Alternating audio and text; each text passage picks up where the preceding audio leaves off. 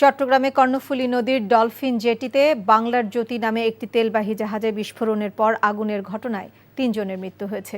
১.৫ ঘণ্টা পর জাহাজের আগুন নিয়ন্ত্রণে আনে নৌবাহিনী ও ফায়ার সার্ভিস কর্মীরা। ঘটনা তদন্তে ২টি তদন্ত কমিটি গঠন করেছে বাংলাদেশ শিপিং কর্পোরেশন। চট্টগ্রাম থেকে আরিচ আহমেদের পাঠানো রিপোর্ট, ক্যামেরায় ছিলেন এনামুল হক।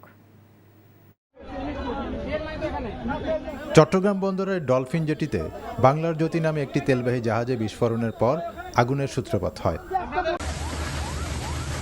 সকালে ইস্টার্ন রিফাইনারির জেটিতে অপরিশোধিত তেল খালাসের সময় এ বিস্ফোরণ ঘটে।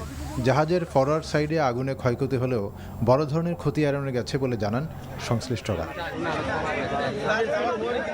ট্যাঙ্কে এই ধরনের ঘটনা ঘটতো, অয়েল ট্যাঙ্কে, তাহলে বিশাল একটা বিপর্যয় ঘটতো। আল্লাহ এটার থেকে বাঁচাইছে। একজনের মরদেহ পাওয়া গেছে, আরেকজনের খণ্ড বিখণ্ড পাওয়া গেছে, আরেকজন এখন মিসিং।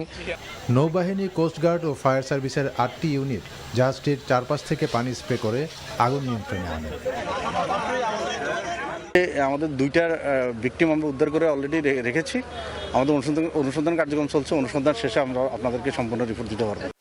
এ ঘটনায় ৩ জনের মৃত্যু হয়েছে বলে জানিয়েছে শিপিং কর্পোরেশন কর্তৃপক্ষ।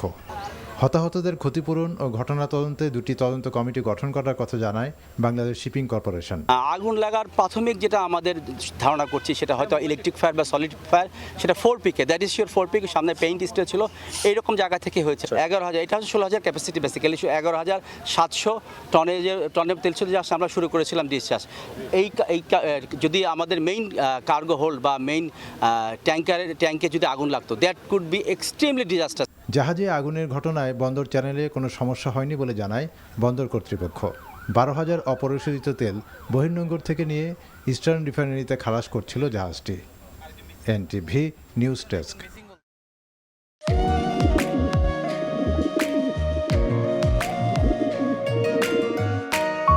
আমি রাশেদ। আমি সুফিয়া। আপনার পোষা কবুতর, আপনার মায়া এখনো ছাড়তে পারেনি, এই জন্য উড়ে চলে আসছে।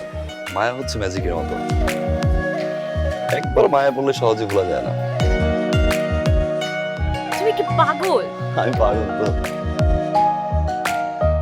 সুফিয়া,